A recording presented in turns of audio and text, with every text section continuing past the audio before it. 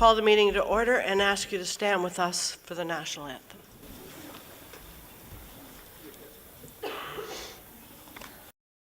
We would like to acknowledge that we are here today on the traditional territory of the Mississaugas of the New Credit First Nation. O Canada, our home and native land, true patriot love in all of God's command. With glowing hearts we see thee rise, the true north, strong and free. From far and wide, O Canada, we stand on guard for thee. Et à valeur, ce fort trompé, protégera nos foyers et nos droits. O Canada, we stand on guard for thee. Canada.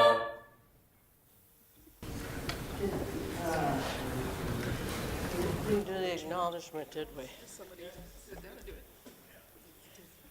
Acknowledging the traditional territories of Mississauga and New Credit First Nation. Did they? I don't think so. Trustee Crocker. Trustee Crocker, did you recall that we did the acknowledgement? I do, Chair, and I have a point of order. Okay. Yeah, we did have the acknowledgement. Okay. Thank you for that. My point of order would be this. Did you indicate at the previous meeting that we would have a discussion of the format for the national anthem? No, I said that we're in a search for the perfect vocal rendition of the national anthem. As am I, Chair, and at the risk of being cranky at the beginning of this meeting, I think that the national anthem is supposed to be a rendition and not a performance, that it has to be true to the words and the music. I know I'm in the minority. I watch lots of sports events on TV, and I know it's the fashion to use as many different keys and vocal ranges as possible. But I don't think that's right, and I think we have to be better role models when it comes to our national symbols and that. So at some point, not right now, but I would like to have that discussion. Well, thank you. I don't think we really need a discussion. I think we can find a better example of the national anthem. And in fact, I was in a school, I just can't remember the school last week, and someone said, oh, we're taping the national anthem. So I thought, oh, they're doing that for us. But I'm not sure. It might have been Cawthorpe, but I'm not sure of that.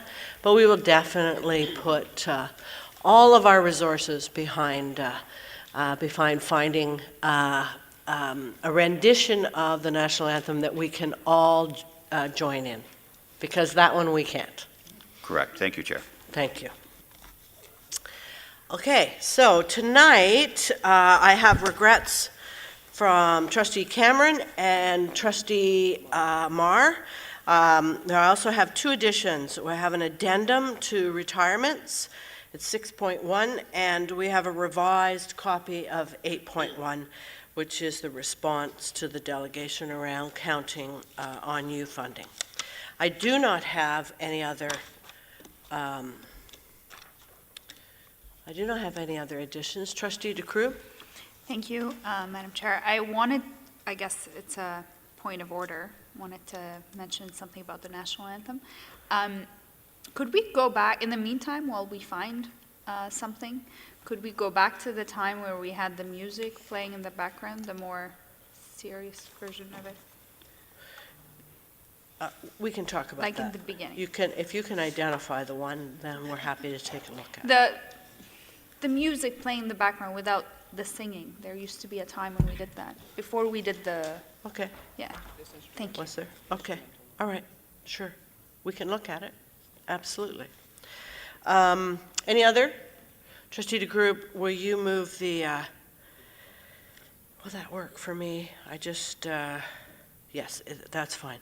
Will you move the agenda as amended? Thank you. Seconded by Trustee McDonald. Thank you. All those in favor? It's carried. So tonight we have a very special presentation with regard to our United Way campaign. And I would ask Superintendent Robertson to come forward, and he's going to introduce some of our guests that are here tonight and the exciting news that they bring us. Thank you, Chair McDougald and Board of Trustees and Senior Administration and the public. A few months ago, I had the pleasure of bringing some folks from Peel District School Board and United Way to kick off our United Way campaign for this past 2017. And tonight we are fortunate to have those folks returning. I'd like to invite at this time Principal Leanne Greensmith and Principal Ken Diana to speak about the success of this year's campaign.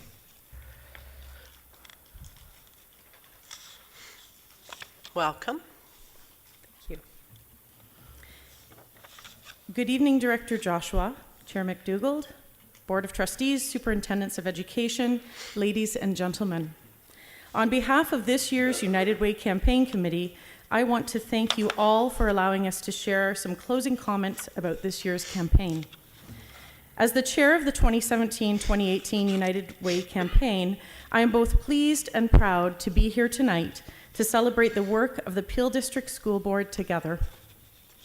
It is the work of the schools, work sites with staff and students who have made this year's campaign a success. This year's theme, We Inspire Possibility, ignited the enthusiasm in all of us as we raised awareness of the needs within Peel that includes our families and students and our ability to raise an outstanding amount of funds. As we raised an impressive $225,000 $861.21.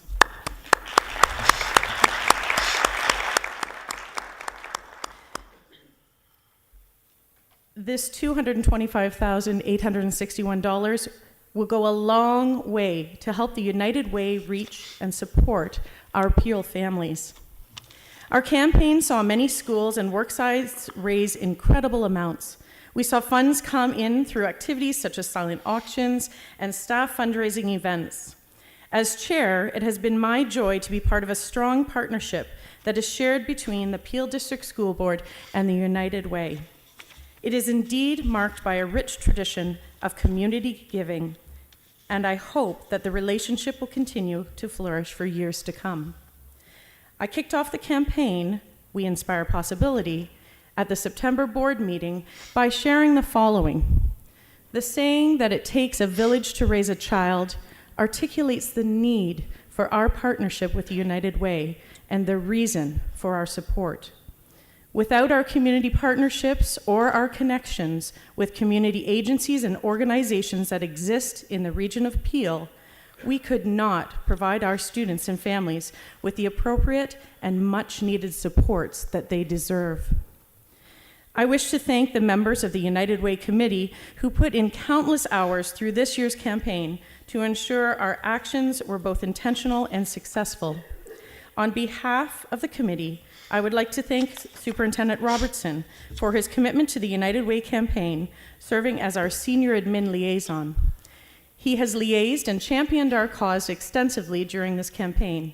Superintendent Robertson embraced the spirit of the campaign immediately from its beginnings last August and has worked diligently this year alongside the senior admin team to engage all board employee groups through Twitter campaigns, offering their services to the winners of employee payroll deduction draws, and thorough system-wide communications to encourage an increase in employee payroll deductions. The 2017-2018 senior administrative team has walked the talk, working to make our community aware of the home advantage that United Way programming provides for our students and families within their own neighborhood and community. Can you please join me in thanking our director, Peter Joshua, for the leadership, passion, and vision he has brought to this year's campaign. I know that the United Way campaign has always been close to our hearts in the Peel District School Board. Director Joshua, you embraced the campaign with commitment and fervor, and for this we are grateful. Once again, to Ryan Reyes and Audrey Crasto, We thank you for your ongoing support of campaign communication needs, and Jennifer Pava, who managed and tracked the incoming funds and related communications with school and sites for the first time this year, doing a fabulous job. Thank you also to Leah Jenkins for her administrative support throughout the entirety of the campaign, organizing the contact lists for both elementary and secondary schools across the system, contacting principals, preparing certificates, and ensuring that information was gathered and shared. I also want to thank our Board of Trustees and Janet McDougall for their ongoing support of our campaign. I would like to say an overwhelming thank you to Ken Diana, who served as vice chair this year, for organizing and recognizing tonight the award-winning schools and sites for their dedication to the campaign. And finally, to Raj Chandegra, our United Way liaison. Your insight and wisdom has been invaluable. Your commitment to the United Way is inspiring, and we could not have embarked upon this campaign journey without you. Finally, thank you to our Board of Trustees, whose unwavering support has been the inner fountain for this worthy project for many years, and it is truly appreciated as we look towards the fall campaign. We have a strong campaign committee already in place to move the campaign forward during the 2018-2019 year under the leadership of Ken Diana, who will take the upcoming role of committee chair. I am confident we will continue to strive to meet our goals. At this time, it gives me great pleasure to introduce Ken Diana. I would like to invite Ken to present this year's awards to their recipients. Ladies and gentlemen, Ken Diana.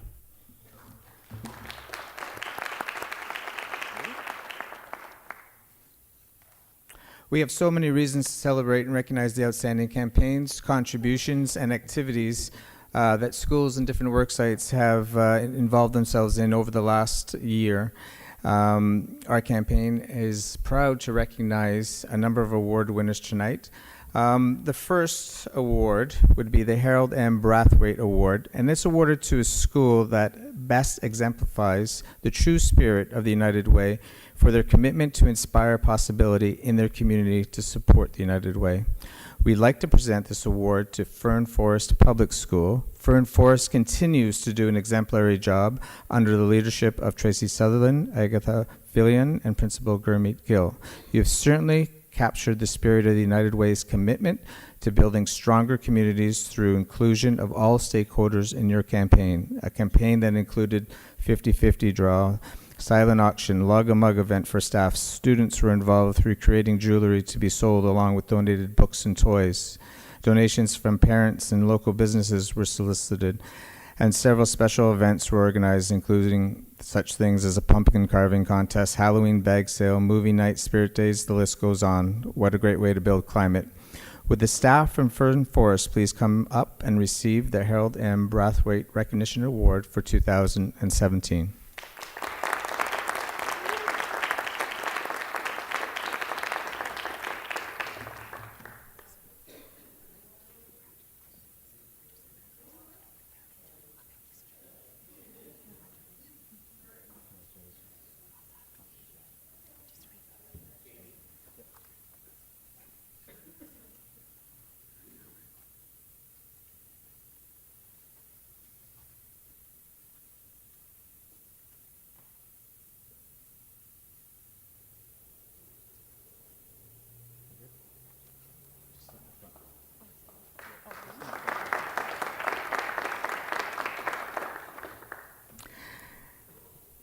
Next, we have the United Way Special Recognition Awards for achievements for total donations for the top 2 elementary schools, the top 2 secondary schools, and the top board officer worksite.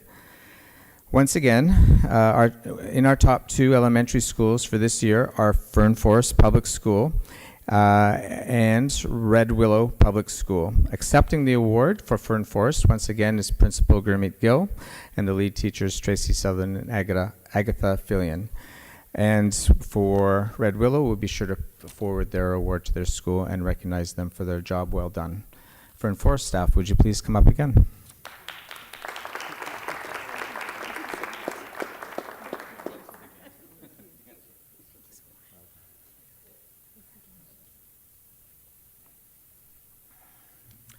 The amount they raised as a school was quite incredible, about $4,500, which is quite significant. Top 2 secondary schools. So on behalf of the United Way campaign team, we'd like to recognize Rick Hansen Secondary School and Sandalwood Secondary School. So accepting the award on behalf of Rick Hansen, our Vice Principal Tyler McLeod, and the United Way Chairperson Vicki Lee. Can you come up first, please?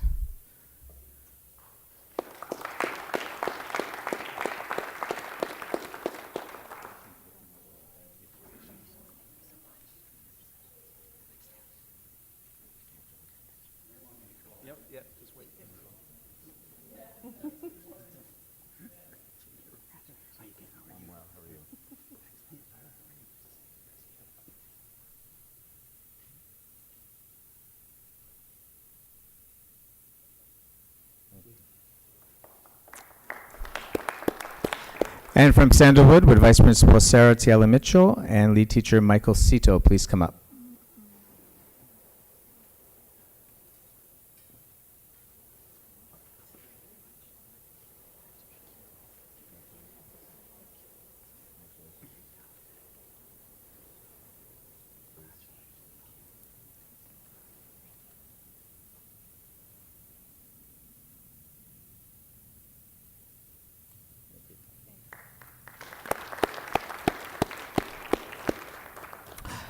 And finally, the top contribution from a worksite location is the H.J.A. Brown Center, Education Center, and accepting the award on behalf of the CBO is Janice Mueller. Please come on up.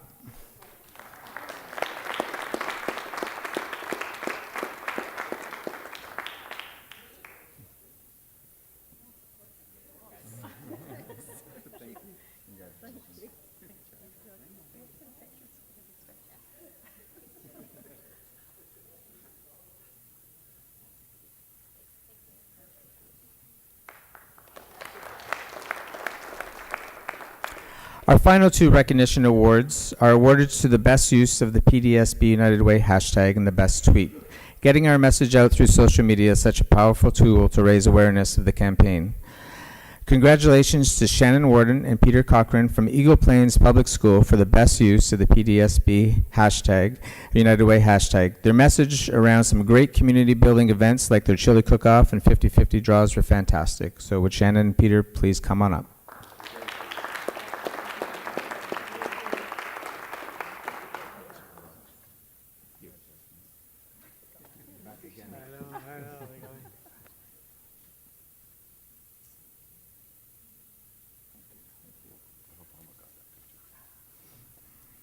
And the award for best tweet goes out to Vice Principal Lola Gale from the Harold Brathwaite Secondary School for her tweets and such fun events as their student photo booth.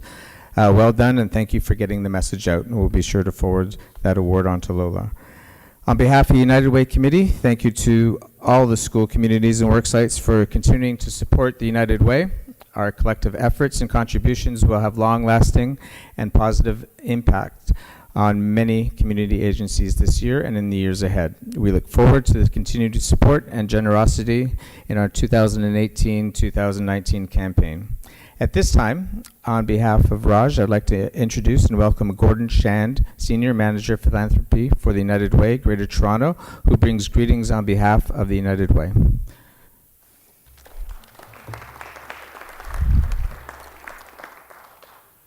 Thank you very much for this opportunity to the board and to the executive staff and to the schools, the students and the teachers and all the staff. I'm going to tell you that I get to work with all the school boards in York Region, Toronto, and Peel, and you punch above your weight class, okay? And that's a pretty nice thing to know and something you should be very, very proud of. I'm here to actually say thank you. It's one of the things in my job I like to do the most because I like to get out and thank the people who actually make it all happen for the community. And that is certainly this board and the schools and the staff and the students and all the volunteers who participated in this campaign. There's been a bit of a change, though, as the merger took place on April 1st of Peel becoming part of United Way Greater Toronto, serving the communities of Peel, Toronto, and York Region. And this is something we're going through right now. It happened on the 1st. We're in the middle of transition right now, bringing everybody together. But the one thing I do want to tell you is that we're a little bit of ahead of the game, and most people don't realize that. But 10 years ago, 65% of the funding we were raising was staying in the downtown core of Toronto. Only 35% was getting out to the regions, out into the inner suburbs. That has now been completely reversed. 35% to the downtown core, but 65% of the dollars we are raising are going out into the inner suburbs and out into the regions. This has been a huge impact because it is going into the communities where the need is the greatest. Most people that we deal with cannot afford to live downtown.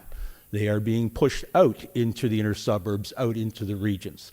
We recognized that through a report that we did called Poverty by Postal Code back in 2004, and it changed the way in which we fund. It also changed the way in which government looked at funding too. Where was the need the greatest?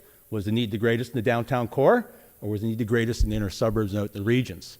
We were able to prove through evidence that the latter was true, and we had to shift and move to ensure that our funds were going into those communities, into those neighborhoods which were hardest hit.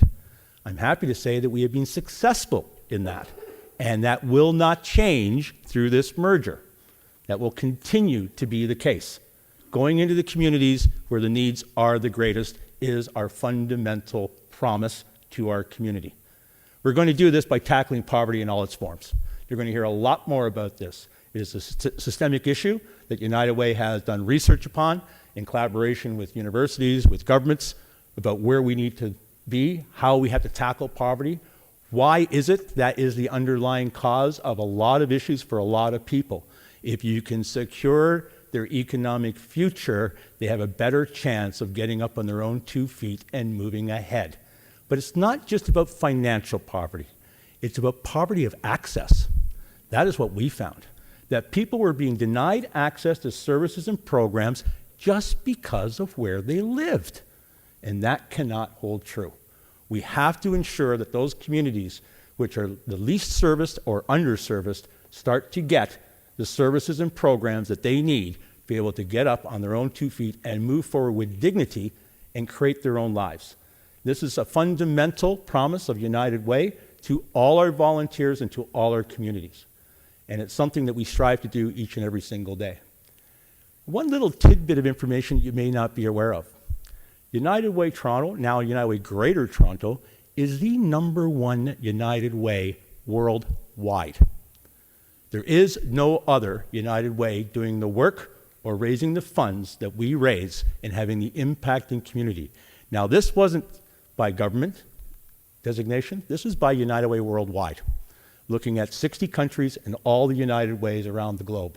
And United Way Toronto, Greater Toronto, is recognized as being #1 for its impact, not for its fundraising, but what we're doing with the funds.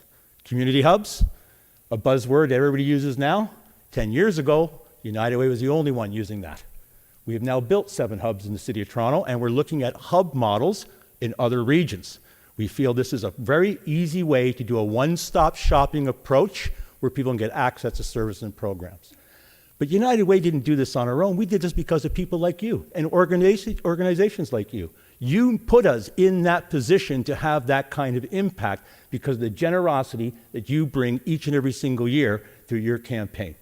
So on behalf of United Way, on behalf of the agencies, but most importantly, on behalf of the communities we serve, thank you for what you do. You make a difference every single day. Thank you. I just want to thank Gordon for joining us tonight. And I went on to the new Greater Toronto United Way website, and I noticed it lists Peel, Toronto, York Region in alphabetical order. So that's an important part of it as well. We're really pleased to see that. Also, just acknowledging the commitment of various levels of leadership in our board to the United Way campaign.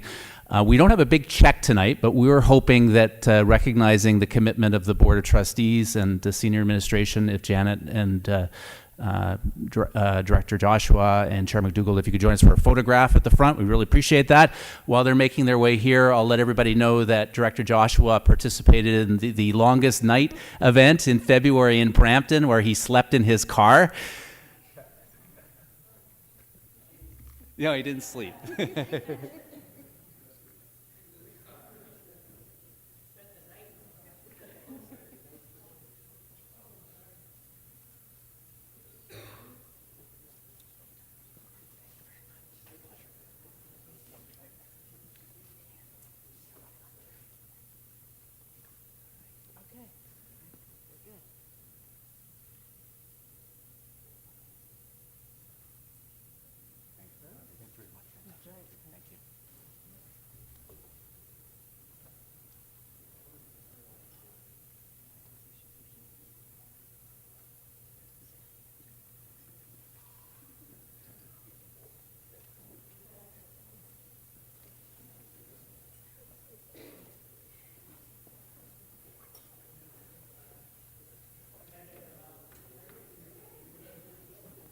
before you run away, I don't know, is it the Raptors, is it the Blue Jays, is it the Maple Leafs, I don't know, but anyway, before you run away on behalf of the trustees, first of all, Gordon, thank you for coming this evening.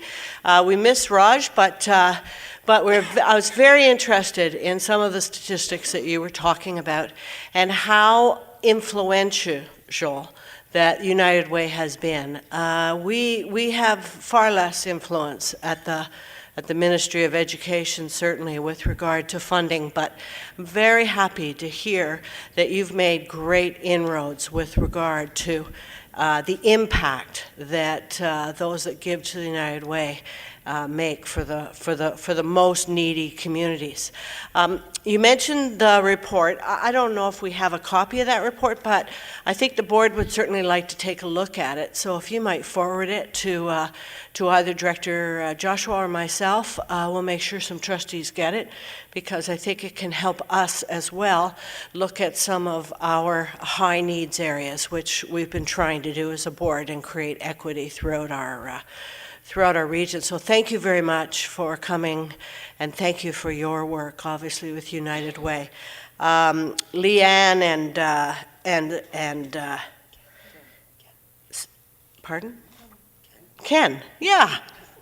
I get all sorts of, yeah. Leanne and Ken and Jamie, thank you for your work. I know everybody is busy. We can attest to that. And for you to take the time, and a lot of it is personal time or squeezed in time or eked out time, whatever you want to call it. But for you to take the time to ensure that Peel has some great leadership with regard to this campaign, we are forever grateful for you to do that. It is a very important campaign in Peel, probably one of maybe two that are our most important fundraisers, and so we're very happy and grateful that you're able to do this for us. And so thank you very much for the work that you've done throughout the year. And I don't know, before we know it, we'll be into the next campaign, I'm sure. But, and to all the system and our senior administration and our students and our staff and our parents, I think we are good role models for people so that all the schools get behind this campaign. They not only do they give generously, but they have some fun in doing that too, and that's important to us as well. So I appreciate all of the system and the kind of work that they do, because they know how important this is to the students that we serve and the families within this community. So thank you very much. You can now scoot away wherever you're off to. Thank you.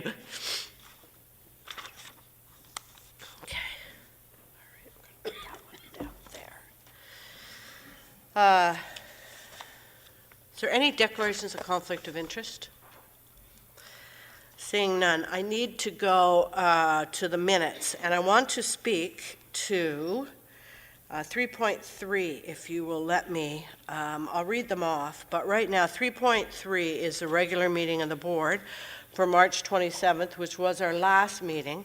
And within those minutes, you will see that as a board, we endorsed the children's, what's it called? The page, is it page 11 to page 10? There was a notice, no, there was, yes, there was a motion by Trustee DeCrube and seconded by Kathy McDonald. It was regarding the Peel Children's Charter. I have to apologize to the board.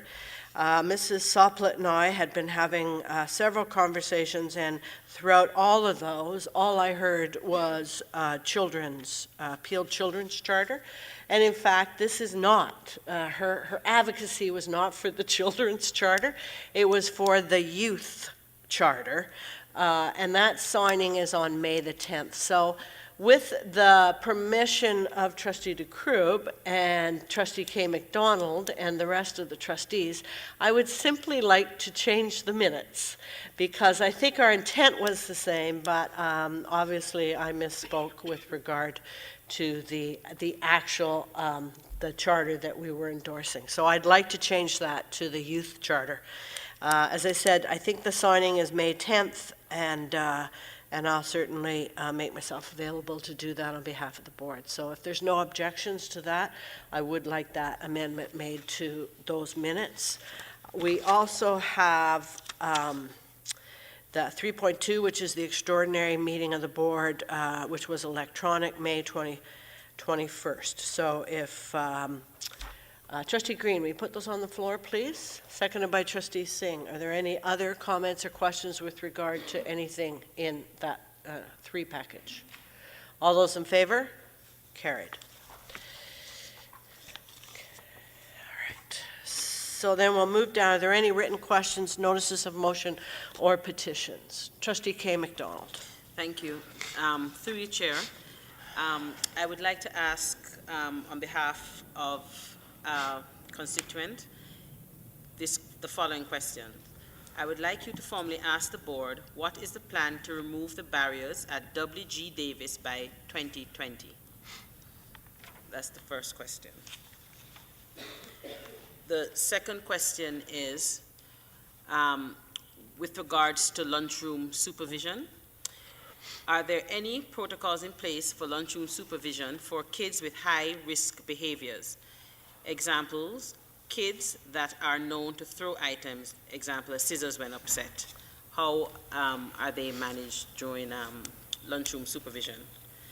And the third question was generated from an article in the Toronto Star, April 6th, and its headline is Culture of Silence in Education, a Roadblock to Reporting Colleagues.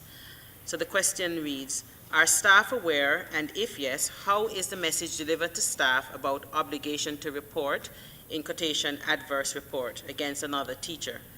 For example, at the beginning of the school year, families received a letter from the Director of Education about teachers' duty to report regarding CAS. Is there a similar letter sent to teachers about the adverse report? Thank you. Okay, thank you. So you'll hand those questions in, Okay. and we'll respond to them formally next meeting. Any others? Seeing none, then can we move to Section 6, which is our 6.1 is retirements, including the addendum. 6.2 is the administrative professional day, and 6.3 is a copy of a letter from the chair of the Durham District School Board regarding population data collected by Impact. Trustee Crocker, would you put those on the floor, please? Seconded by Trustee Andrews. Are there any? Trustee Green. Thank you, Madam Chair. Madam Chair, just want to take the time this time to address first, I want to talk to 6.1 and 6.2.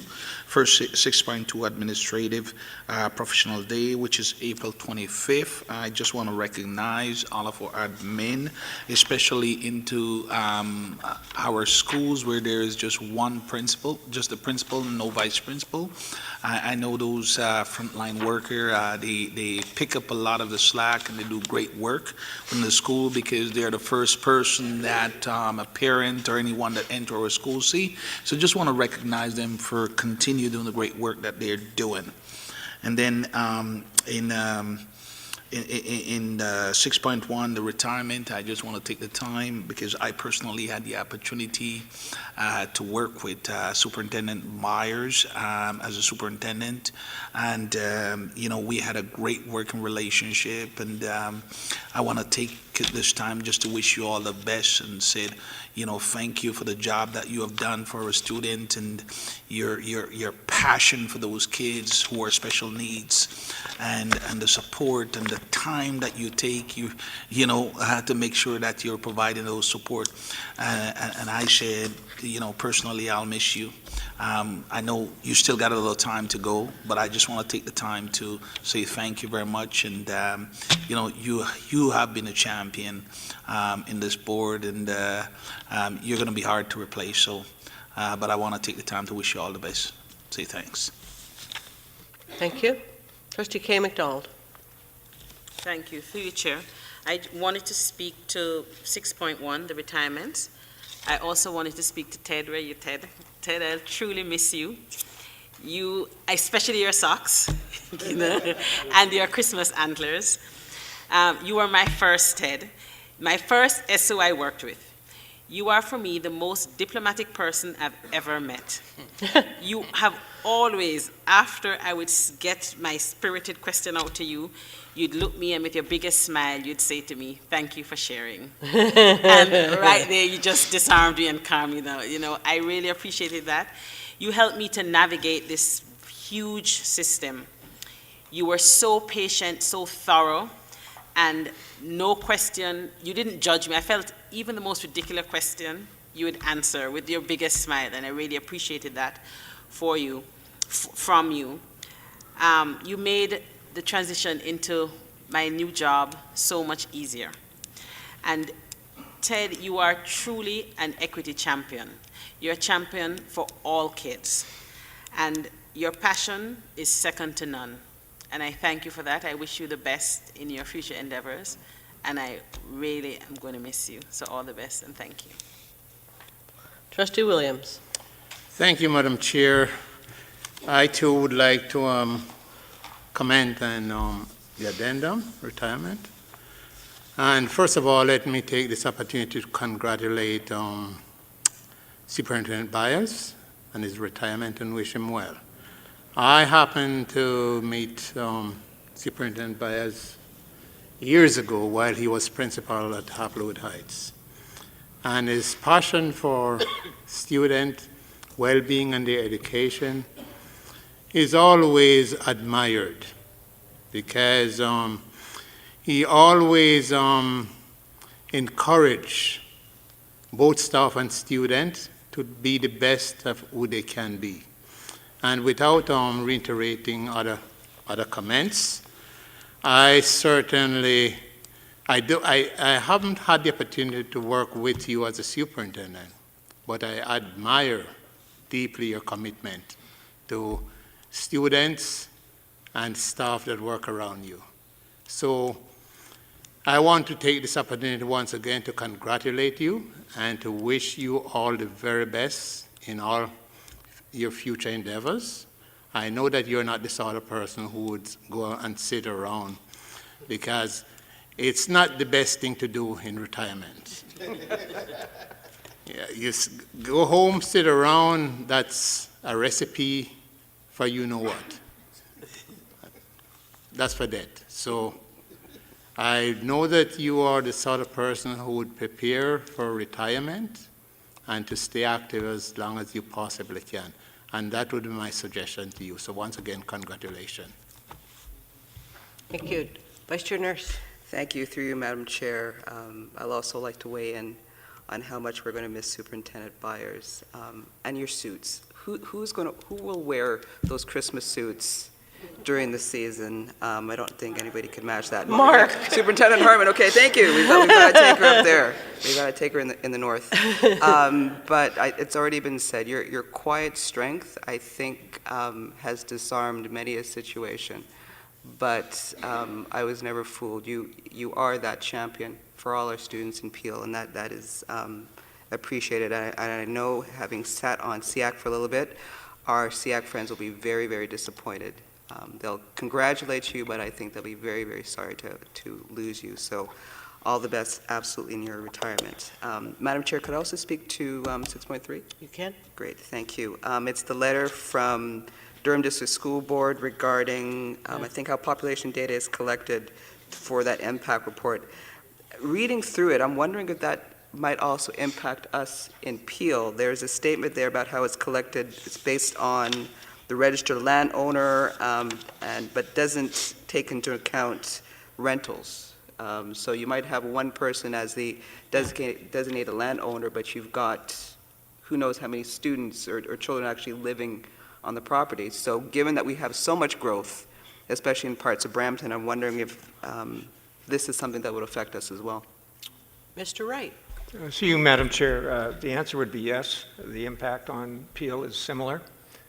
They do, just as is referred to in the letter, only refer to the registered owner and do not necessarily capture the true number of tenants or occupants in a rental building. But that is the process. That is, it's part of this particular process calculation. There are other better means of calculating that, but unfortunately, they're not embraced by this particular process. Okay, and just refresh me, that process, it's a municipal process, meaning it's provincially determined how the calculation is done. Right, and that's done by MPACT, previously the Ministry of Revenue. Their core business is really on the matter of identification of dwellings and assessments for taxation purposes. What may serve as population calculations, or the information that would serve to calculate populations would be secondary. Okay, it'll be interesting to see as the time goes on if we might want to join in with to Durham to say to the province, you might need to relook at how that's calculated, because knowing my community, there's quite a few rental units. And I don't think the data accurately reflects what's actually happening in some of our local communities. Right. And again, I confine my remarks to the calculations for trustee distribution. Absolutely. Great. Thank you. I have no other trustees, so I'm going to go back to Ted. Congratulations, Ted. People may not know, but I make it a habit of knowing that, Ted, this is about 33 years, right? About that? Joined us in 1985. And of course, was a secondary school teacher. You were English teacher and drama teacher, and mostly spent your teaching career in English. And then became a vice principal, of course, and then principal, and then you were a school support officer, which I'm sure helped to round out your experience within the board. And then, of course, the superintendent of education, both at the David Suzuki, Brampton Centennial families. And Roy McMurtry was in there as well, and then again at Credit Valley, Meadowvale, Families of Schools, and Roy McMurtry. And then, of course, you became superintendent of special education support services. I noticed that you spent 2 years each in all of those roles. I don't know if that means anything, but that's just the way it fell. Every 2 years, Ted moved. And Ted moved on to another opportunity, and certainly we benefited from that experience. If I can just tell a little personal story. In 1988, I was campaigning for my first term as a trustee, knowing absolutely nothing about what the role of a trustee. Somebody suggested it might be a nice idea, and so I thought, sure, that might be okay, and so off I went. So I came across the Byers. They lived in the Mineola area. I didn't come across Ted, but Rick, believe me, Dorothy's not going to let him sit down. But I did come across Ted's wife, Dorothy. They both worked for Peel as teachers, and Dorothy was outside raking, and I introduced myself. She's a lovely lady, and I introduced myself, and about an hour and a half later, I was able to say, thank you very much, please vote for me, goodbye.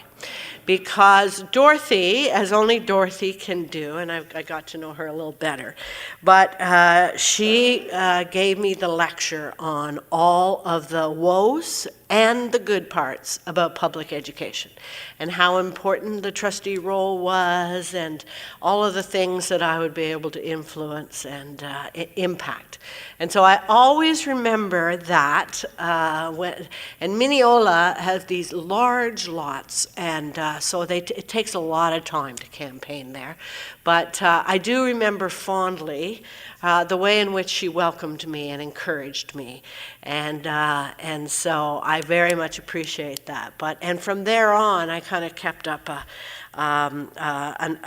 just where you were and what you were doing, Ted. And certainly, as people have said, I think you've done so many amazing things, but I think Spec Ed, I think people have mixed emotions about the leadership in special education because it's a tough job. But I think you've done it extremely well, and we wish you well. They've all talked about that suit, And so I don't know, I think you should pack it up and take it on a Disney cruise. I am sure at Christmas time, I am sure they will welcome you with that. Dorothy may not go near you, but the Disney cruise would love it. And I know what a fan you are of Disney. So congratulations, all the best. Take care of that grandchild and children, hopefully, and keep in touch with us. You always have a place here at Peel. And I don't know, superintendents have a habit of just springing up once in a while. So I hope that's true for you, Ted. But thank you very much for a wonderful career. Thank you.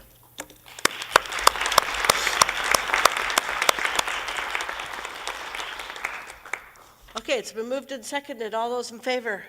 Carried.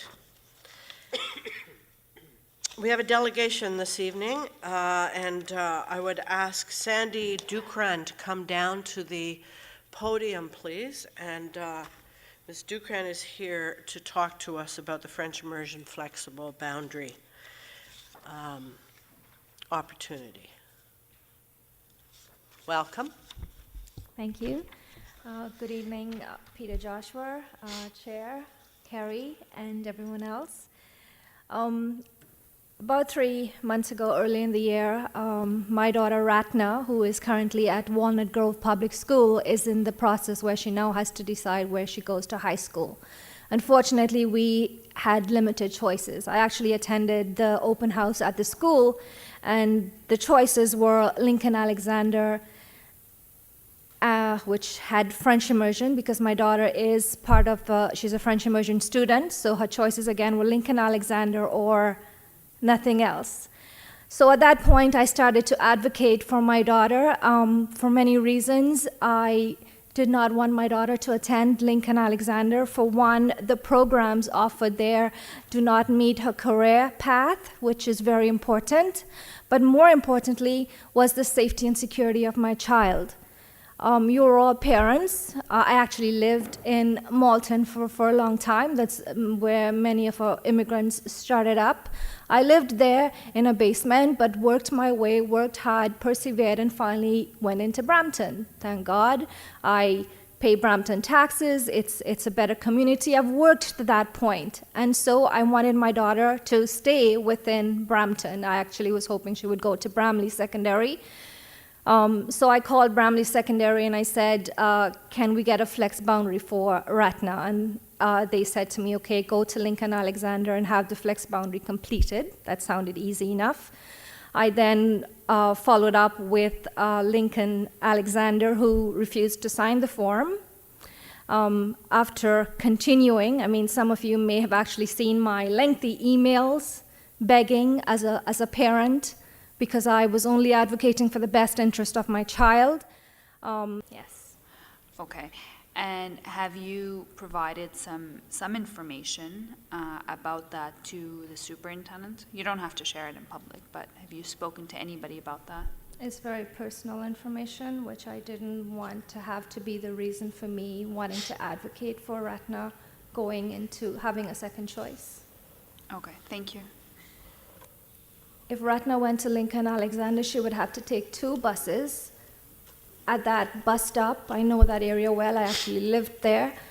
She would have to take 2 buses, and after 4 p.m., as you know, in winter months, it would be more difficult. She would have 20 minutes or more of just waiting for the bus, 2 buses to get home. I experienced a traumatic experience in that bus area. I do not want my daughter there. Simple. Okay, so, it's clear, if I can interject. Trustee Kay McDonald, do you have a question of clarification? Yes? Local answered my question, asked my question. Thank you. Good. So, Mrs. DeCran and I had a conversation before the board meeting, and there is some information that I've encouraged her to share with administration, so I'm hoping that Superintendent Cook might contact her and have another discussion with regard, and I believe that within reason, Mrs. Dukran is willing to reveal some of the issues that you have with regard to that specific area. Yeah, as you know, I had a whole presentation. We I know. we discussed it respectfully. I understand everybody's Yep. position here, and I'm not here to brand Nope. a community. I lived there, I grew there, I sacrificed, and I built my way up from there. But I also experienced some things that I do not want my daughter to be a part of or risk her being in that situation. It's fine. And I just think locking the doors on her, saying, okay, you're not going Lincoln, okay, you have to go English, is not fair. I really want her to continue her French immersion. Well, I think it's important that we have, not we, but the superintendent has all of the information. So we've agreed upon that. And then with all of the information, then the administration will produce a report for us, a response to your request. It'll come back to our next board meeting, which is April 24th. And so you're welcome to attend, but if that's not convenient for you, then you will, we assure you that you will get a written report sent to you or emailed to you. Okay. Okay? Yep. Thank you for coming Thank you. forward this Yep. evening.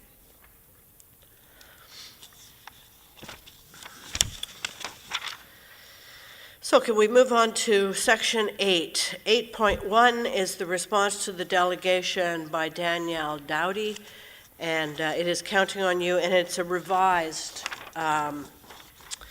it's not terribly revised, but it was just reviewed, and we decided that we just revised some of the language in it. So whose resident is this? Is it, so Trustee Green, will you put it on the floor? Are there any questions or comments? No? Yep. Oh, sorry. Vice Chair Nurse. Thank you, through Madam Chair. And I'm glad to see through the letter that there was some supports offered to the young man. Question though, so it sounds like the school was somewhat flexible in terms of how to offer supports through Counting on You. Are other schools aware that they could be as flexible? Or do they all feel that they need to hold firm to the formula-driven organization of the program? Superintendent Edwards, I think, wants to respond. Through you, Chair. The formula strictly gives a school the ability to hire staff to run the programs. Within that, schools have the flexibility to create the programs that meet the needs as they see fit. So schools are independently designing how they are supporting students, and the model that's being used at this particular school is one model. Some schools are using themes. Some schools are using a system where it could be vertical groupings, so multiple grades, and looking at subject matter that way. So this is something that, in speaking with the superintendent of the school, this parent was given options, and I'm not sure why the delegation came forward, because the child had already been presented with that option and enrolled. Really? So even before the individual delegated, this, I think it's the third paragraph, that was already in effect in terms of the reorganization, what does it say, sorry, including him in another class and utilizing the skills of a senior student. That was already in effect at the time of the delegation. That is correct. Interesting. Okay, all right. I'm confused, but okay. Thank you. Trustee K. McDonald. Thank you. Through you, Chair. Just 2 quick points of clarification. The young man, the nephew in question, when he got permission to have science counting on you, was that prior to her coming forward to asking for delegation, or was that resolved during this process? Superintendent Edwards, are you aware of that? I can't speak to whether it was science or math, but there was a challenge in first semester where they could not meet the needs. In the second semester, they created this compromise position. That had been resolved prior to it being raised to me. And I discussed that with her prior to her delegation. Okay, thank you. And the second question is, with regards, as a follow-up to Trustee Nurse's question, are all students getting the message? So if you go to a different school and you have a student that needs help in math, is it just entirely up to the school to say, this is how our program is, so we're not going to help you, as opposed to if you have, like say you need 15 kids in a program, but you have 5 kids that would like to join the program, that they could partner with another grade, like the grade 10, if there is space? Is it just left to the will of the teacher? Through you, Chair, I would suggest that in any situation where some problem solving might exist, a student or a parent might have been given some advice by a teacher who is doing his or her best to meet those needs. But where a problem persists and they're not able to resolve it at that level, my advice would be, please approach the administration, because this could have been problem solved. To my understanding, initially this was not presented to the principal. This was the response of one of the Counting on You teachers.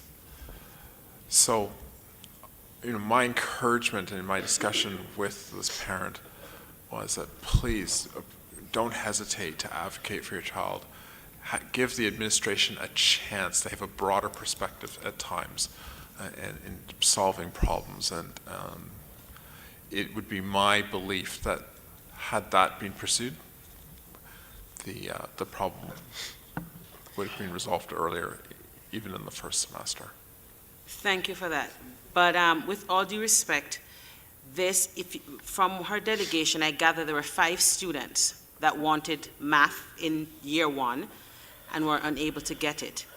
Now, the parent that is delegating is a lawyer, and she's well-spoken and can advocate for herself. So you have parents who, if they go to administration for something and they tell them it can't be done, will just accept it and walk away, because the administrator told them it can't be done. It could be cultural reasons, where the teacher says something or administrator says something and they walk away. So my concern is the messaging.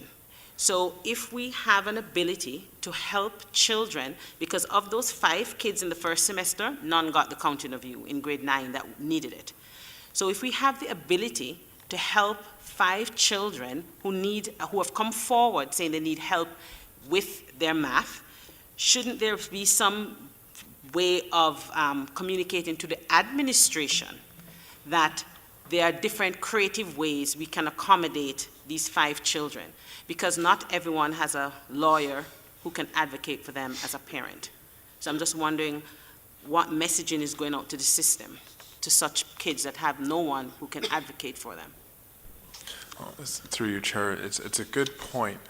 I would suggest that challenges occur in every school all the time. So in this case seems to me to be somewhat unique. I can't predict with perfect knowledge what people might say in certain circumstances, but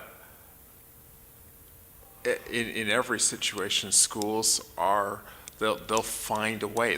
Typically, they'll find a solution to help kids, because that's the aim of the program. And I know, in speaking with my colleague, Superintendent DeFreitas, had the administration been made fully aware, this would have been resolved. Well, respectfully, in the first semester, they were fully aware of the situation, and 5 kids did not, so they don't always find a way. That is why I think it is incumbent as a system that we should have messaging to administration how we deal with kids, like the continuing program, because apparently not every administrator is aware. She had to take it up to another level to get her son even into the science program. And from my understanding, he got into the program as a result of coming forward. So I think, if you're not fortunate enough to have a lawyer who is well-spoken and can advocate for you, I still think you have as a board, we need to service those kids and get the messaging out that if we can help them, we should help them. Through you, Chair. Okay. That's a great suggestion. And I'm going to take you off the hot seat, if that's okay. Sure, but through you, I will convey those messages to our COI lead teachers and our administrators. Yeah, and I think our superintendents of education can be of great assistance to our principals. Associate Director Graywell, you want to have a comment as well? So again, through you, Chair, I think the comments raised by Trustee Kay McDonald are relevant and appropriate in terms of, especially when we're looking at equity inclusion for all students and ensuring accessibility for all students and community. One of the things I know through actually Superintendent Edwards' leadership, he's been doing a full review of the Counting on You program, everything from review of the types of programming that we're offering, bringing that empowering modern learners lens to those programs, and what you've raised now, we have staff. So in the alternative programs department, we have a Counting on You resource teacher, coordinator of Counting on You, used to be a resource teacher, who works on a monthly basis with our Counting on You leads. So I believe in terms of our plan for student success, which talks about the importance of parent engagement, talks about equity inclusion, high expectations, this is definitely something that we'll take back.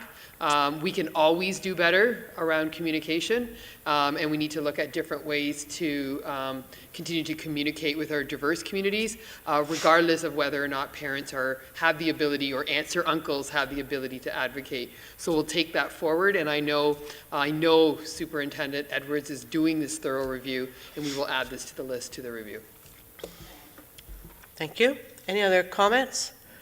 I think it's been moved and seconded. All those in favor? Okay, thank you, Trustee Green.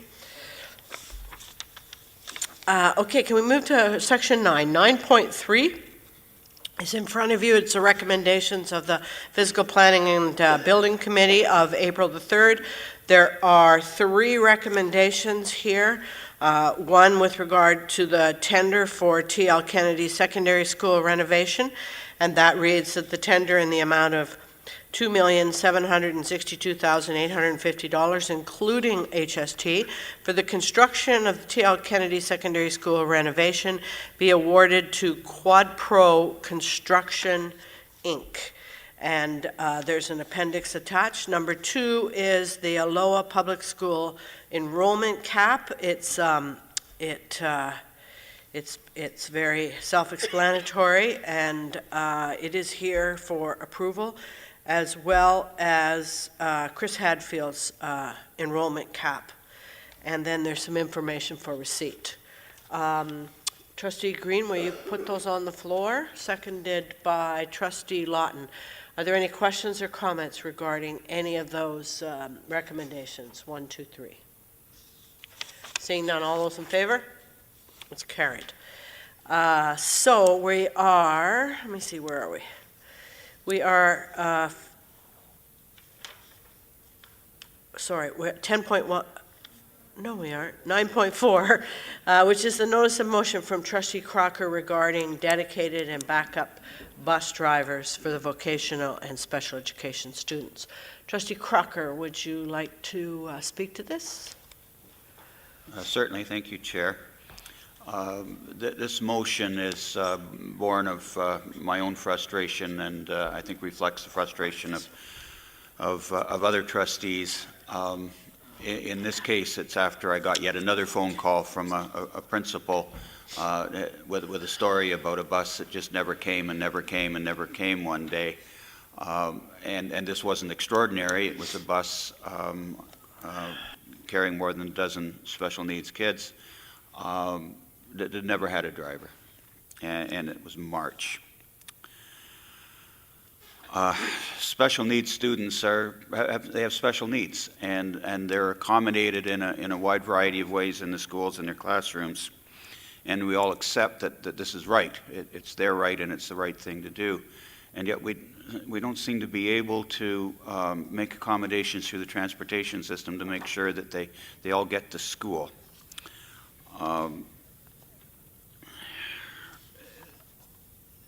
I understand that by regulation they're all supposed to have dedicated drivers.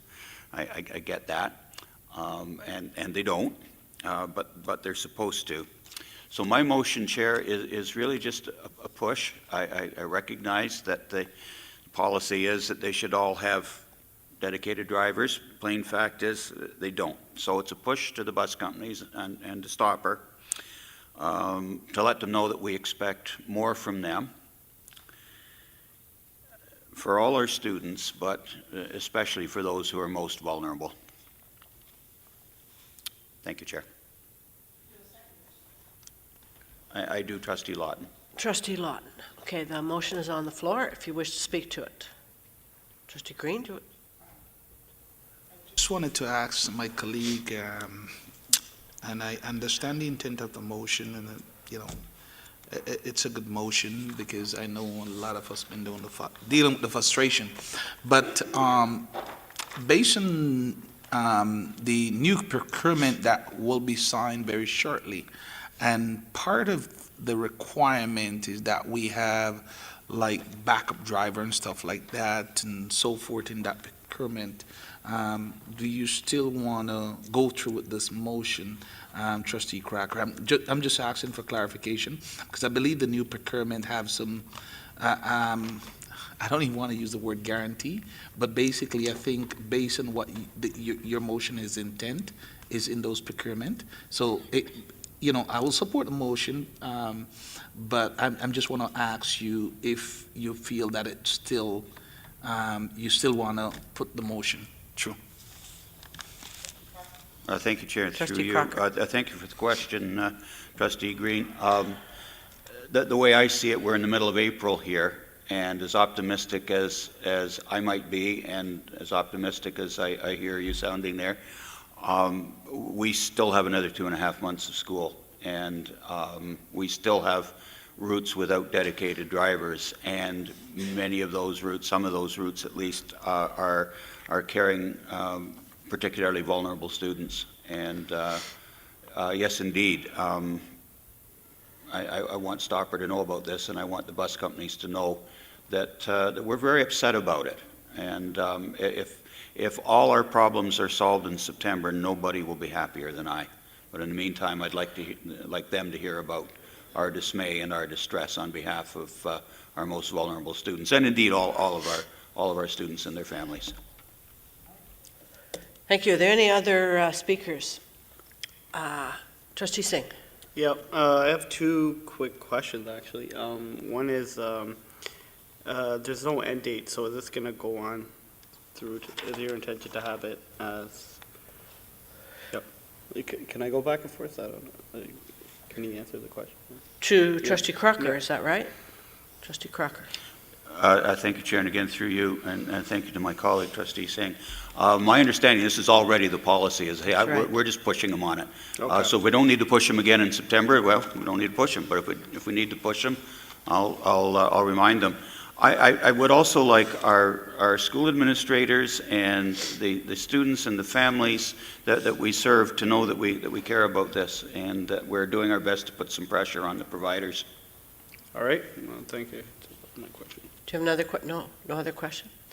I see no other trustees. I have a little bit of concern, Trustee Crocker.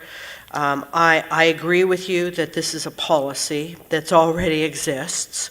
So you're suggesting that we take the policy a little more seriously and enforce it, basically. It just concerns me that that we ensure that all of these students have dedicated drivers and backup drivers. That, I think the intent of that comes from the policy. I think that's true. But knowing the situation that we've been through in the last year, knowing and assuming good intentions on everybody's part, I'd like to have a little wiggle room, and you can weigh in on this. I'd like to have a little wiggle room here because if you're in violation of the policy for no one's fault, and not that it's a regular thing, but even if it's once, this is pretty serious in that now we have a violation of our policy. So, I mean, would you entertain a friendly amendment that says, to the best of the board's ability? Certainly I would, Chair. By way of an analogy, I ran into the owner of a number of franchises of a pizza outfit the other day, and the manager at the store hadn't shown up. It was 10 o'clock in the morning. The manager's job was to open up, and he wasn't there. And guess what? Franchise owner opened up the store and started turning on the ovens and so on. Is there nobody at the bus company who can step in, who can step into the breach? So certainly I would accept your amendment. My understanding is it's your ruling as to whether it's friendly or not. Oh, no, So I mean, if the board I'd doesn't certainly agree. accept it. But I would not challenge your amendment. Thank you. I'm just trying to protect the board from a one-off or a two-off. I think the administration fully understands the intent and the intent of the policy. And I think I want to vote for it, of course. I believe that our special education students and our vocational students need that priority. But I also don't want us to be in contravention of our policy through no fault of our own. Yeah, I concede that, and I thank you for it. So the seconder, would the seconder accept that? You can speak to it. Thank you, through you, Chair. The policy exists. This is the policy that exists. Yes. So I don't understand why we aren't enforcing it.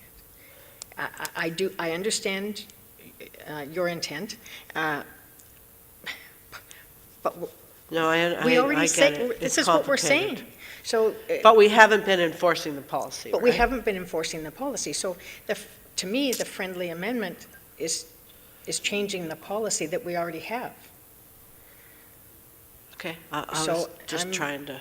I'm a be little flexible. confused. Okay, I hear you. I hear you. Trustee K. McDonald. Thank you. Through you, Chair, I just wanted to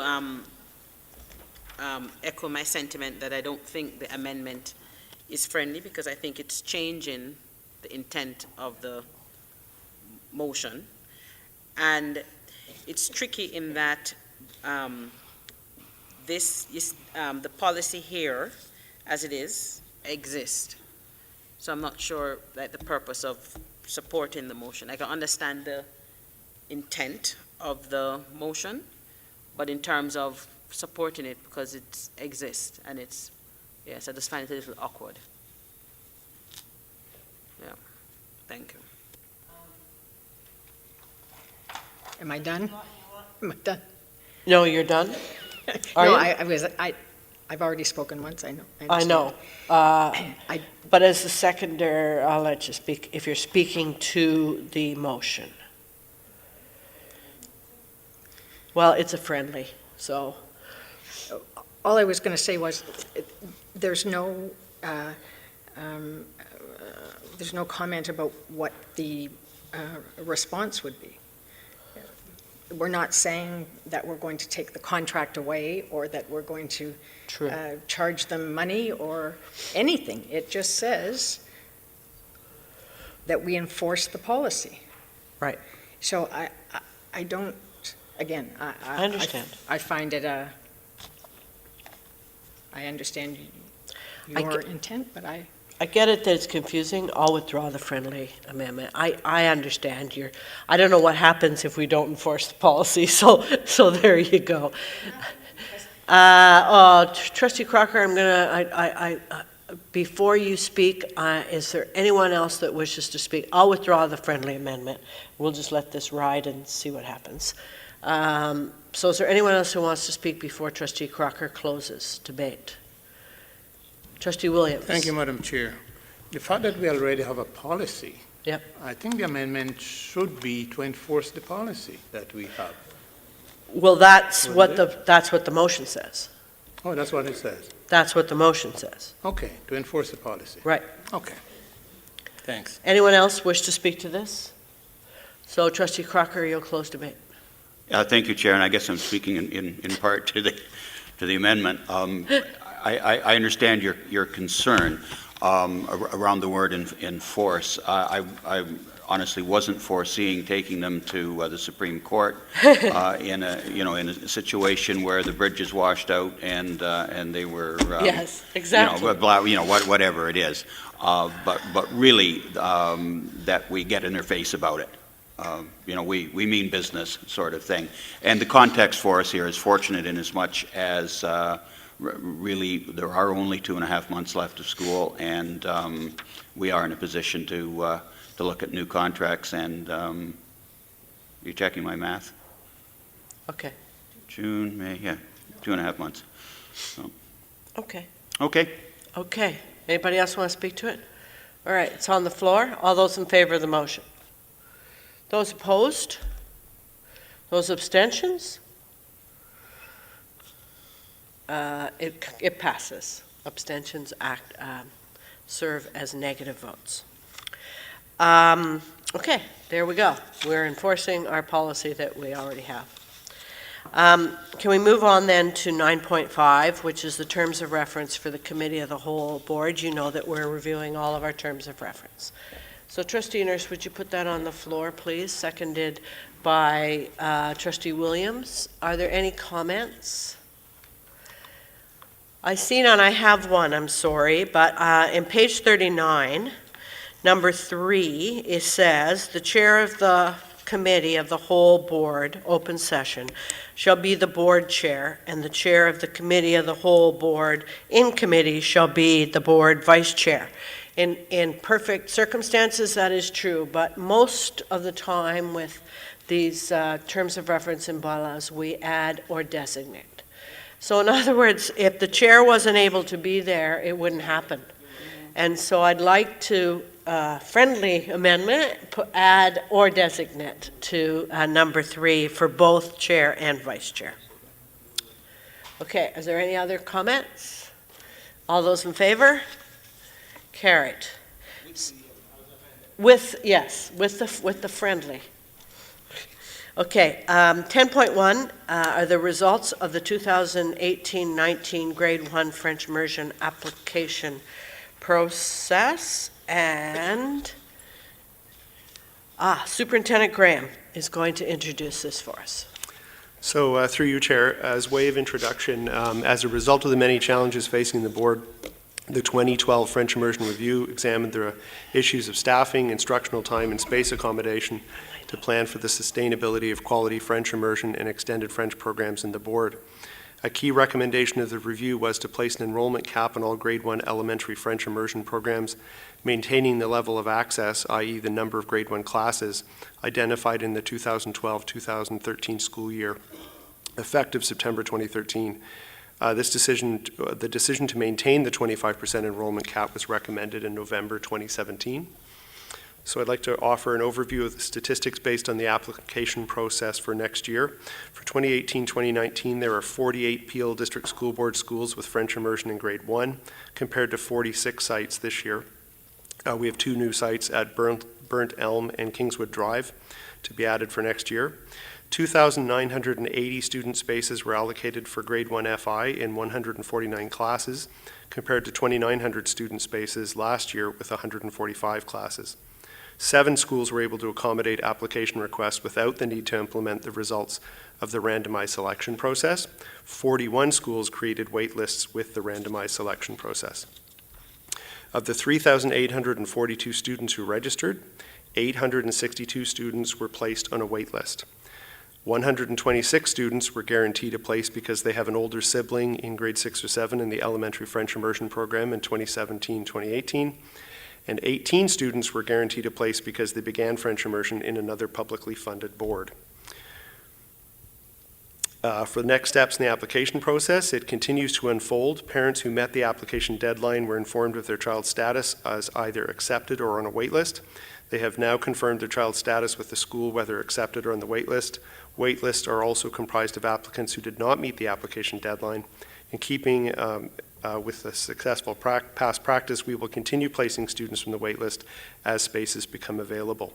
So in summary, the online application process that was put into place for 2014-2015 school year continues to be successful. So thank you, Chair. Happy to answer any questions. Thank you very much. Trustee Andrews, do you want to put this on the floor, please? Seconded by Trustee DeCroop. It's open for discussion. Trustee Nurse. Thank you, through you, Madam Chair, and appreciate the report. Burntown is one of my schools. I know they'll welcome French immersion, although, you know, as fast as we build them is as fast as we build them. Question about how the wait list is processed, and this might have been discussed in past years, but when it says that, looking at page 44, by page 4 of the report, to be fair as possible, we contact families in the order that they were listed on the school's wait list. So that wait list is electronically generated, so is it just, how are the numbers? Because I know the names are translated into numbers. So is it just a matter of how the numbers fall? That's the order on the wait list? Correct. In that process, the wait list is generated that way per school. That paragraph at the end of that page also talks about moving forward in terms of into next year with closest school as well. So those families are contacted as they are in the wait list. When we move into the first week of the next school year, the first week of September, on that Friday, any spots that are available in those wait lists are opened up to the nearest FI school, and parents basically have to have that weekend to make the decision to move their students to the nearest FI school for the Monday. Okay. For me, it was I was just trying to visualize how that order is created on the wait list. So that's just completely random. That's the computer randomized generated. process. Yeah. Okay. So basically, the computer just kind of spits out the numbers in order, and that's the order that the school gets. That's right. And those wait lists are created centrally originally here at CBO, and then schools manage the wait list from that point onward. Okay. Thank you. Any other comments or questions with regard to this report? I see none. I just want to note that the wait list seems to be stable, and that I think we're in and around 800 for the last 2 or 3 years at least. That would tell me that the expansion of French immersion is successful because we're holding, I mean, there's 800 people, and that's a lot of disappointed people. But at the same time, it's holding steady with the growth of the enrollment. So that's a good thing. I still always want to highlight and thank the board for making this decision. How many years is it now, June? It began, we made the decision in 2012, 2013, 2013 school year. Okay, 2012, 2013. And I've always looked at it as maintaining a quality French immersion program. If we hadn't done this, there would be 862 more kids, divided by 20, which is about 40 some odd more teachers that we don't have. And so, so we've ensured that steady stability within the program. And I don't think any other board has had the courage to do that. And so I think we should be pleased about that. And thank administration as well for bringing it to us and explaining it in a way in which we could agree. So that's the only comment I have. Trustee K. McDonald. Thank you. Through you, Chair. If someone is on the wait list and they choose to go to the nearest school, so let's say a child didn't get into Agnes Taylor and said, okay, the nearest school to them is Edenbrook Hill, and they go to that school. Then after the first semester, a child drops out at Agnes Taylor and they want to go back to Agnes Taylor. Would that child be allowed? They're in the French immersion at Edenbrook Hill. A space is available at Agnes Taylor. Can they go back to Agnes Taylor? Not during that year. They can go back the following year. Oh, the following year. Yeah. Okay. I Thank guess they can't go during the year. I think it's the staffing thing. Yeah. Oh, okay. Okay. Thank you. Okay. Any other comments? Trustee Singh. Yep, just wanted to affirm that schools that have spaces in them, were they offered to neighboring schools? Remember we had, like, for wait lists at neighboring schools where positions offered? Sorry, I didn't catch, but could you repeat that? So the 7 schools with no wait list, right? Yes. If they had space in them, were spots offered to nearby schools? Just confirming. Were spots offered to the children? Or if there's that are still on the room, wait can list? parents? No, what would happen with those 7 schools was if there were spaces available there the first week of September next year, they'd be offered as a nearest school space. Got it, okay, just wanted to put that down, okay. Right, First, that's so in the report, because we never know who's really going to show up. Yeah, so in September, that's Right. when they're offered. In that first week, yes. Okay. Right. All right, appreciate that, thank you. Great. No more comments? All those in favor? Carried. Okay, 14.1 is the response to the written question from Trustee Singh. Trustee Singh, do you wish to put this on the floor? Yep. You want to speak to it? Okay. So I just wanted to thank administration for this response and confirm, so essentially what I'm getting is that schools, if they wish to have these services, it's basically up to the principal, but I also saw the line that there is no fee charged. So that was my main concern, that if their children are getting charged, and I saw that there is no out-of-pocket cost for parents. So I just want to confirm that I'm understanding correctly, that they are schools, some schools do have additional services where optometrists come in, but there is no out-of-pocket cost for parents. Superintendent Harmon.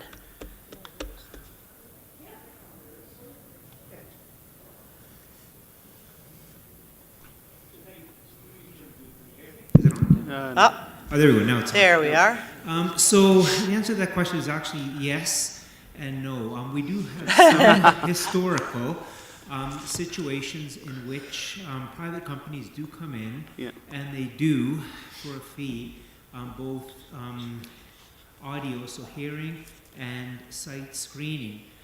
Most of our partners moving forward, including Peel Health, will be doing it for free. So we have a bit of a mixed bag out there right now. It's something we are reviewing.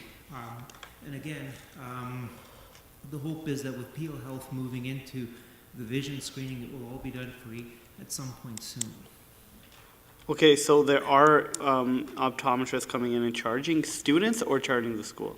No, they are, the optometrists do not charge. Okay. It's usually a private company that basically sets it up on a volunteer basis. Yeah. So they would contact the principal would have them come in, and for a fee, again, completely voluntary, they do a screening and then would recommend that the child go to an optometrist for a formal test. What is happening now is that Peel Health, through a ministry initiative, is now setting up a program where basically it will be screening run through them. It will be more than just screening. It will be a full program where they will follow each child and ensure that kids who need glasses do eventually get them. That's the direction we're moving in, but basically there are companies out there, private firms that do contact schools directly, and they do offer this on a volunteer basis for a fee, but it is by no means mandatory. What will be mandatory is the free screening and monitoring through Peel Health. So I guess the individual who brought this forward was concerned about the fee because they're supposed to be covered by OHIP. There should be no fee, right? Yeah, keep in mind what's happening is a screen, not a site check. So basically what they would do is a very basic test of the child, note for the parents that there is a problem and suggest that the parent then visit an optometrist for a formal eye check. That is covered by OHIP, what the doctor does in the doctor's office. The Optometrists Association has confirmed for us that they won't charge for something in a school. So what basically is happening here is you have firms that are doing sort of a pre-screen and saying, your child has a problem, we suggest you go see a professional. When they go to see the professional, there is no charge because that is covered by OHIP. Okay. All right. Thank you. Trustee K. McDonald. Thank you. Through you, Chair.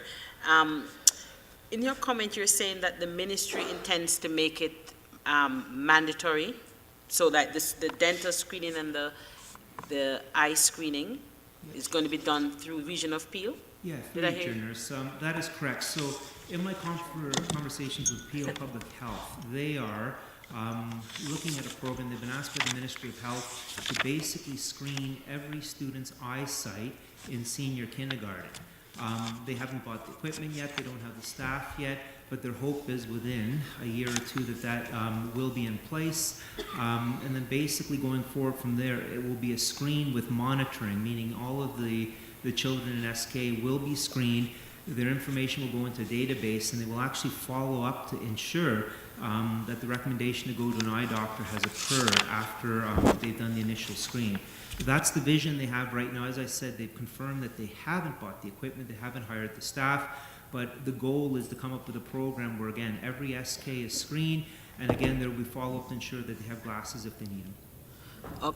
Thank you. But through you, because my concern is this, what happens to the parent that has an excellent dental plan and an eye plan, and they do not wish to have especially their kids' teeth, tested at the school level?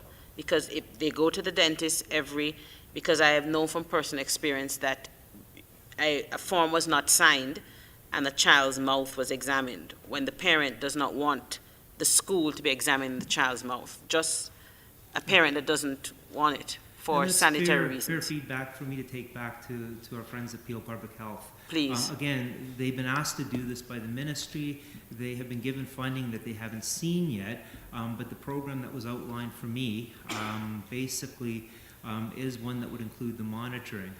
I'm assuming there'll be an opt-out put in or not, but I can ask that question. Okay, thank you. No other speakers? All those in favor of the response? Thank you. So, are there any reports from trustee representatives on councils or associations? Trustee Green. Thank you, Madam Chair. Just wanted to report that Trustee Williams and myself attended a regional meeting for the Ontario School Board Association this past Saturday. The discussion around the table mostly lie around the GSN announcement, and for Trustee who basically had questioned based on what school board you were in the region.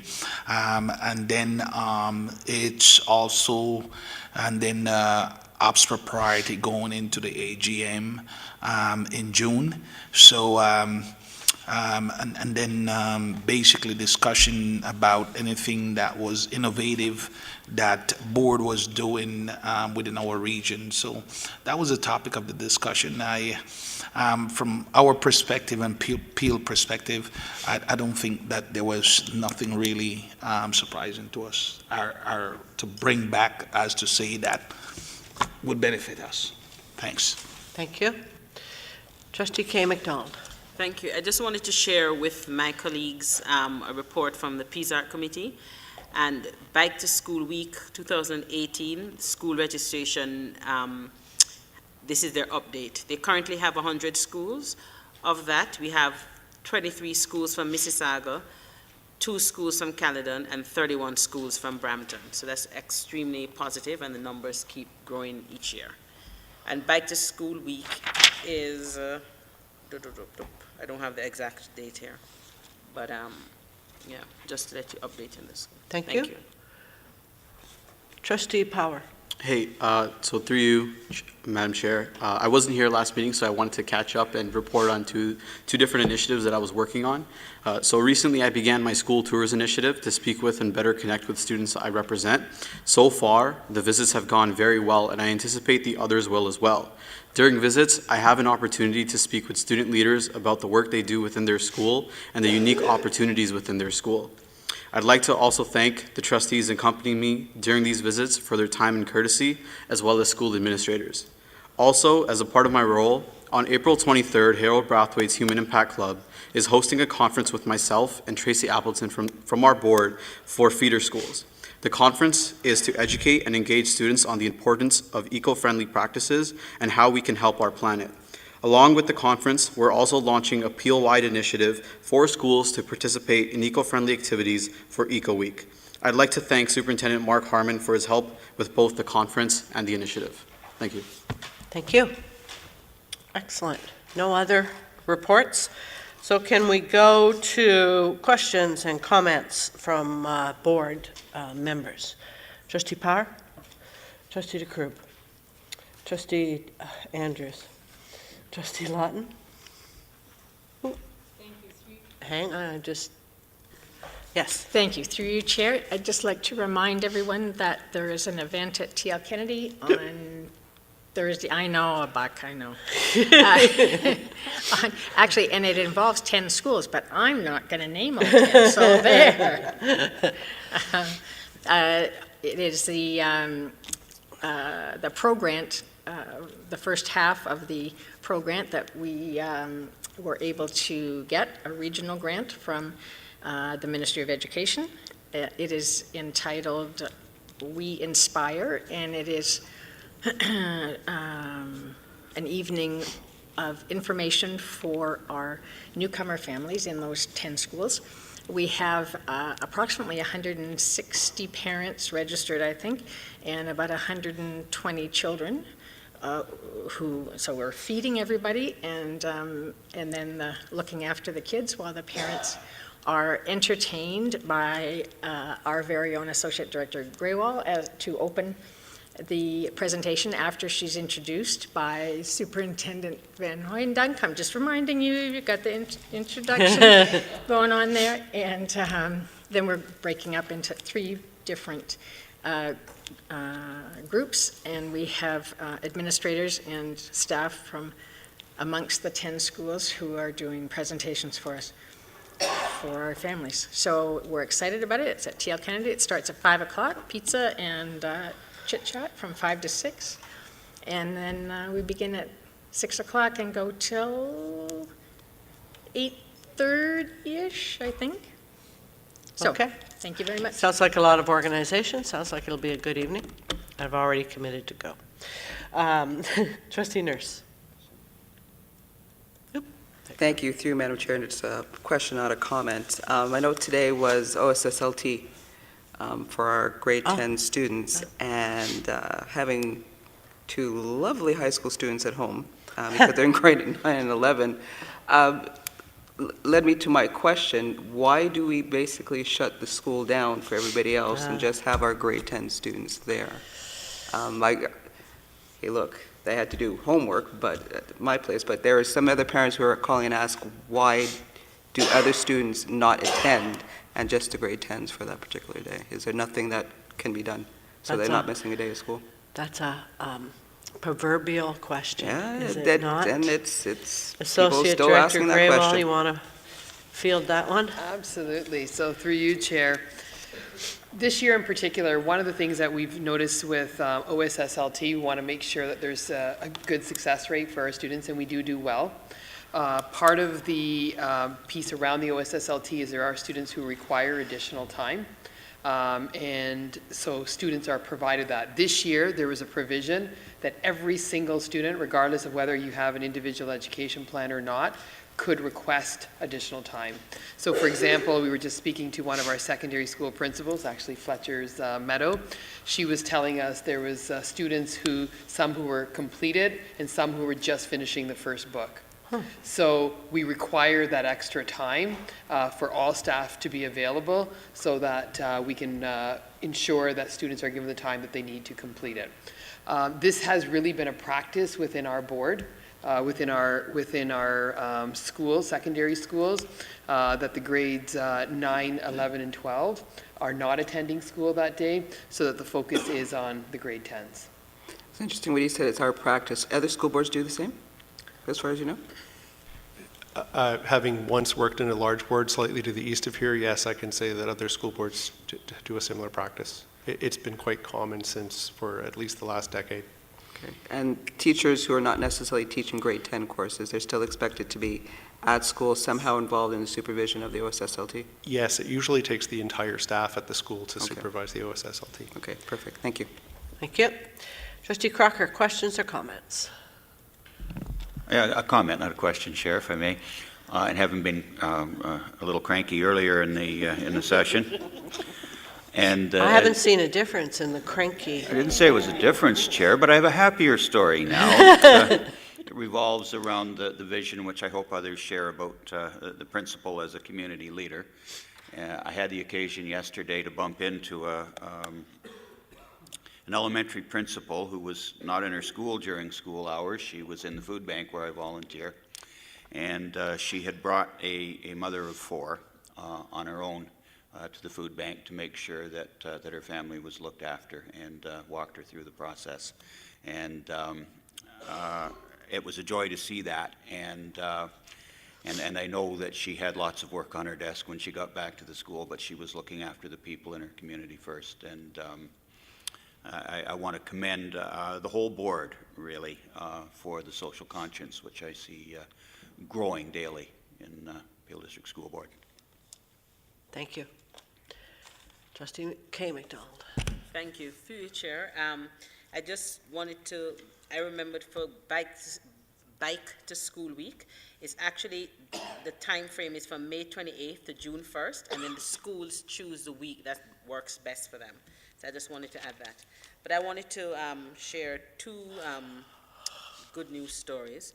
First, I wanted to remind everyone that tomorrow at Louise Arbor Secondary School, it's the 3rd annual family affair, the PIC School Conference for school councils.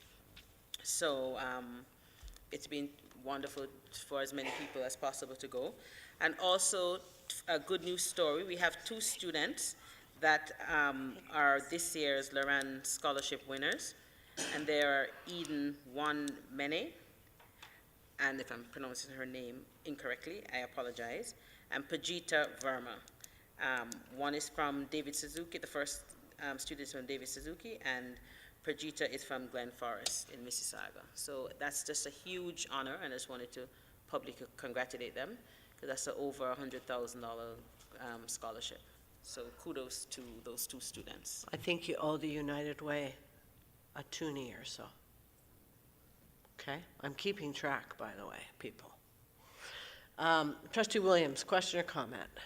Oh my goodness, yes. Just comment information, Madam Chair, just to remind the board that the OPSPA AGM will be held in Niagara Falls from May 31st until June 3rd. And all is welcome. Yeah, great. Thank you. Trustee Singh, questions or comments? Trustee Green? I personally want to just take the time to recognize the Rotary Club of Brampton, Flower City Centennial this week, who had their big fundraiser. And part of that fundraiser is to support a breakfast program at Ridgeview Public School, one of our home schools. And out of the money that was raised, $5,000 will be donated to Ridgeview Public Schools. So I want to really congratulate the Rotary Club and say thank you for looking out for kids in our school.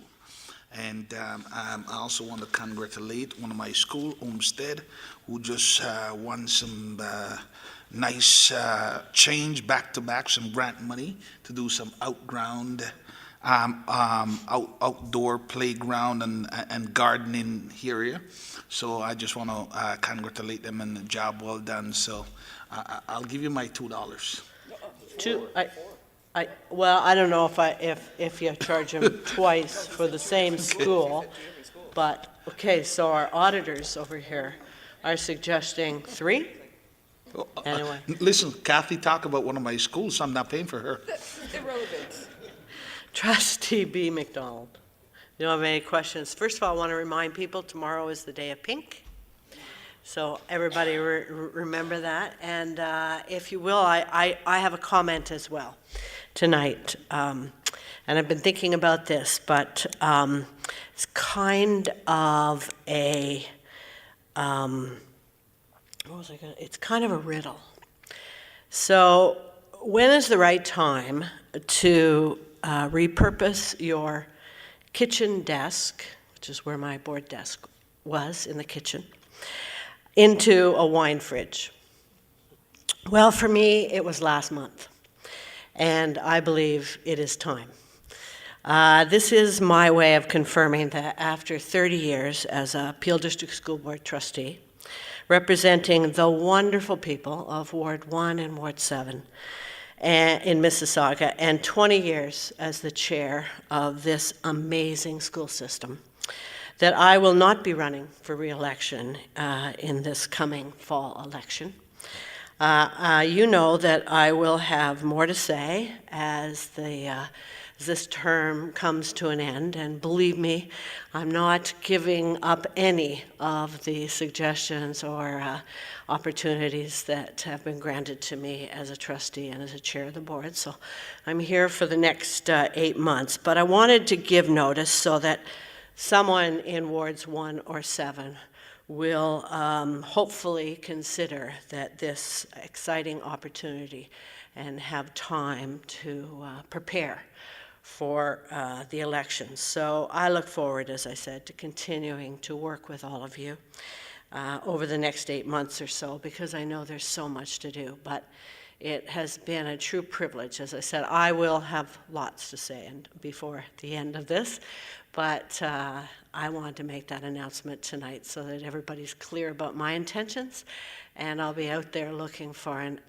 exemplary representative to take over and represent the people that I have grown to love over the last 30 years. Got to come live in Port Credit. Anyway, thank you for that. I'll ask if there are any questions from the public. Mrs. Soplet, you're late. We talked all about all your stuff, and we cleared up the youth charter, and we got all the programs going, so we appreciate you attending. Thank you very much. So I don't see any questions from the public, so that's terrific. Would someone move adoption of the in-committee report? Trustee Nurse, seconded by Trustee Green. All those in favor? Carried. And he's not. So, and to move adjournment, Trustee B. McDonald. Yeah. Oh, all right. Then you can second it, Trustee Williams. All those in favor? Carried.